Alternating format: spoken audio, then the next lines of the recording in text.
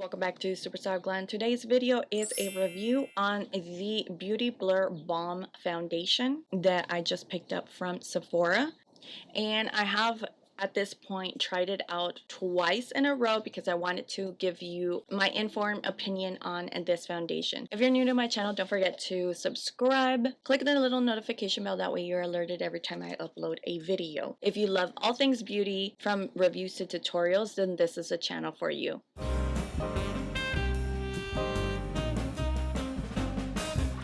So before I get started, I'm going to start with the Tarte Timeless Smoothing Primer. I'm just going to use this to target the areas that I have larger pores. And I'm also going to go in with the Rare Beauty Illuminating Primer, and this one just because I want it to be a little bit more hydrating. And I do apologize in advance if you hear all those birds. I'm in the process of working on my audio, so please bear with me. So since I've been back, I have been purchasing a few items that I've been wanting to try. So I came across the newest of the One Size Patrick Star brand Turn Up the Base BBB Cream, the Beauty Blur Balm. I got mine in Golden 3, medium golden undertones. Usually I'm pretty good at choosing my shade online, but we'll see how this works. For me, I personally like something that is more yellow based. I don't really like the orangey tones, the golden tones. I just like something neutral. As far as coverage, I don't mind it being a lightweight or full coverage. I think it depends on what I'm going for, but I don't mind my skin peeking through. This definitely intrigued me because it does claim to blur. It says, be the ultimate blur boss with buttery, bouncy, smooth skin. It says, this buttery 3-in-1 texture solver glides on and gets to work, transforming the appearance of skin for the ultimate natural beat and flawless soft matte finish. He is calling this a balm, so I don't know how lightweight or medium or full coverage it is. I'm definitely going to apply it with a brush to see the ultimate coverage that I can get. So the way you open it is you have to twist it open and take off the little seal, and then you twist it back, and then there's a little, like, you open it from the top. You press down and open. So I love the packaging. Very innovative, very different. Okay, I think that I got a good undertone. I'm gonna apply it with a brush, a foundation brush. This is the Smashbox Blurring Foundation. So a little bit about my skin type. I am combo. I have drier areas and some oily. I do have some texture, and I am over 40, so my problem areas are usually around the nose area. That's typically an issue that I don't always or rarely ever get solved in a foundation. It does tend to accumulate on the edges, so usually that's what I'm expecting. Just as long as it doesn't emphasize my fine lines and dry areas. And as long as it doesn't look too cakey, like in my problem area. Okay, as far as the tone of it, I really do like it. The first layer I'm actually liking. It's not bad at all. My skin still peeks through, and it doesn't grab onto anything. It definitely blends out very nicely. And it doesn't look cakey around my nose area, so that's good. What do we think?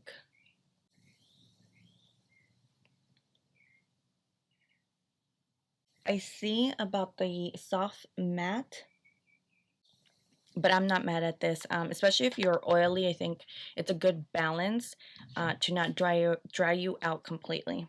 I'm gonna go in with layer number 2, And then at this point, this is my first item that I'm trying out from his brand, from Patrick Starr's brand. So I did pick up a few other items, like I do have the concealer that I'm going to try out also for the first time. Definitely a light formula, so it doesn't feel heavy on the skin. So for being like a thicker consistency, it doesn't feel heavy at all. Okay, layer number 2, I can start seeing it settling in that little crease, but it's not bad at all. I would definitely, just based on that, stop here and not add too much. I could definitely say that this is a light to medium coverage. I'm pretty sure it's probably buildable to full coverage. I just personally would stop here. You have I have like a tiny dry patch right here because I am a glass wearer, and that it doesn't look bad there. It doesn't cling on to that area. So yeah, so far I really like how it's going on. This is the concealer. Let's turn up the base Butter Silk Concealer, and I got this in the shade Light 4 Neutral with rosy undertones. So I'm pretty sure they both work well together since they are made by the same company. I'm pretty sure there's like no issues with it, but it's not like thick. Like, it actually blends out really nicely, especially since I'm doing it with a brush. It looks so lightweight under the eye. Ooh, I'm really impressed with this concealer. Definitely the concealer and the foundation make a good combo. I still haven't set this concealer. Oh, and it has started to crease a little, so I do need to set that. So in terms of the foundation, it's looking nice so far. So I am going to set the under eyes, finish the rest of my face, and I'll come back. This is day 2 of trying out that foundation, and I'm going to try it with a sponge this time. I did go in with a different primer today. It's the Pore Grip Primer from e.l.f. as well as the Tarte Timeless, what is it called?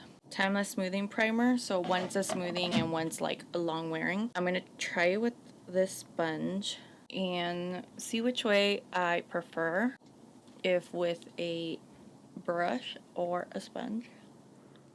Definitely using way more product with a sponge. If I were to use one pump only, I would probably prefer the brush because I did get more coverage versus using the sponge. I'm definitely going to have to do another layer because it didn't really cover as much. Okay, just because I don't want to use so much more product, I'm just going to go in and finish it up with the brush. I probably prefer the brush application better. One, you save on product and you don't waste so much using the brush, and 2, it just applies so much more even. It distributes it and it blends out into my skin way better than using the sponge. And usually I prefer sponge application over the brush. Unless, of course, I am using a much more sheer foundation, then I will prefer a brush to get better coverage. Okay, so I will finish the rest of my face and I will give you my final thoughts on my second time trying it out. Okay, so at this point, I have already tried the foundation twice, 2 different ways, using different types of primers. What am I looking for in a foundation is pretty simple. I want something that doesn't emphasize any fine lines or texture, something that is over 40 friendly, and something that has light to medium and buildable coverage. And I'm looking for something that's not too matte, something in between. and that doesn't settle in my problem areas. My skin type is combo, so I do have dry areas and oily in the T-zone. I tend to have problems with foundation settling in the creases of my nose, and so sometimes it can build up, it can break apart, and also sometimes look a little bit cakey. Also, I can tell when a foundation is not going to work for me when I initially put it on and it starts settling into just little crevices or fine lines either on the forehead and also around the laugh lines. This didn't happen with this foundation. If anything, I really did love the way my skin looks, and I love the idea that it's a semi-matte, so it's not too dewy. Like I said, I already have an oily T-zone, so I like to control how much dewiness I want to have. And also the matte, it's not like over drying. It worked well with so far with all the products that I have used, and it wears nicely. I did wear this the first time up to 7 hours. At this point, this is my second time using it, and I have tried it two different ways. The first time I applied it with just a brush, and then this time I applied it with a sponge. I can tell you now, I did not like the sponge. I only liked the foundation application. I feel like it just buffed into my skin much more smoothly and it sunk in versus the sponge. Plus, I did feel that I was wasting much more product. This consistency is a thicker consistency. It's not a runny formula. It is very lightweight, so it doesn't feel heavy on the skin. So far, I really do love it, and like I said, I love that I could get away by applying just one layer of it or building it up to much more coverage. So far, the maximum I've done is it's 2 applications or 2 pumps of it, just because I feel like it will start becoming a problem in the area around my nose. It did start to break apart in that area, but I'm okay with, like I said, I have more of an issue if it starts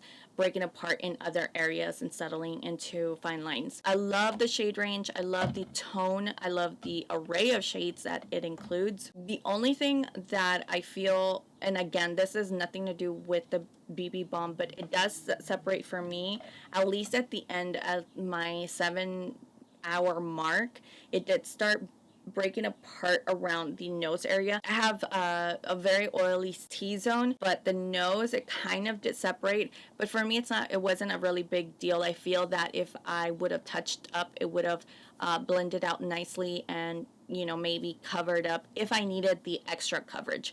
At this point, once I was ready to wipe it all off, that's kind of where I noticed it, but it wasn't anything too bad. Would I recommend this foundation? Yes, I would definitely recommend this foundation. I feel that if you are combo like I am, you're going to love it.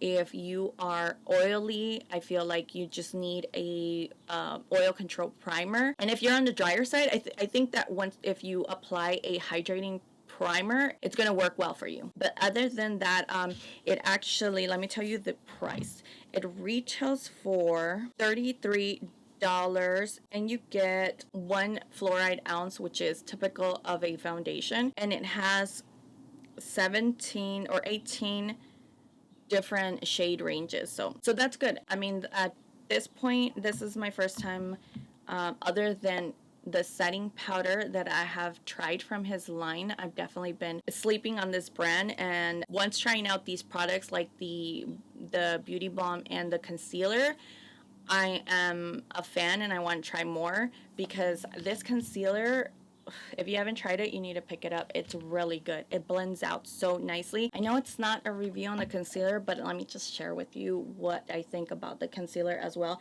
It looks so nice under the eye. I have typical creases under the eye, and sometimes that becomes a problem area with certain concealers that like to settle in there, but no, this looks really nice, and it doesn't look heavy or cakey under the eye. Like, you know what I'm talking about when you have gone in with a full coverage concealer and it just looks like you caked it on and it's so dry under there's no moisture whatsoever.